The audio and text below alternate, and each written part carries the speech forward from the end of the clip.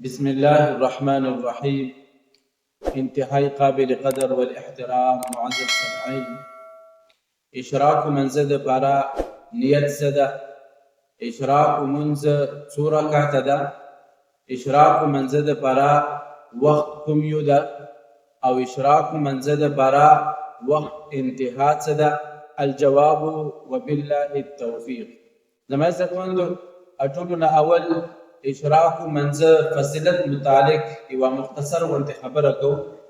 په حدیثو کې راځي مفهوم دا ده څنګه چې یو انسان سبعي منځ وکړلو او بیا منځ نه بعد کې کېناستلو د الله تعالی ذکر او اذکار کې مشغول وي او دغه انسان باندې اشراق وخت به داخل شولو هغې نه بعد دغه انسان اشراق منځ وکړي نو دغه انسان ته الله تعالی د یو حج او د یوې عمرې قبول اجر ورکوي.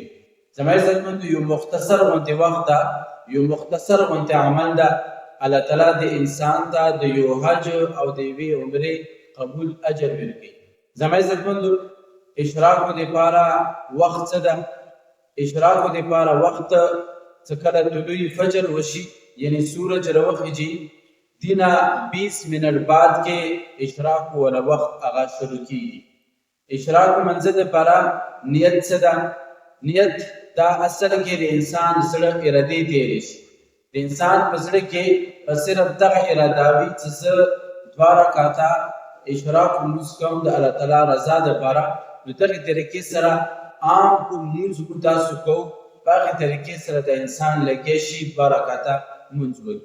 او دغه اشراق منځ دپاره انتها وخت شی ده څه کله طلوع فجر وشولو دینه 20 منٹ بعد کې اشراق وخت شروع شولو او دغه اشراق وخت دا تر زوال پورې ده یعنی زوال وخت پورې دغه انسان اشراق منځ کوی شي.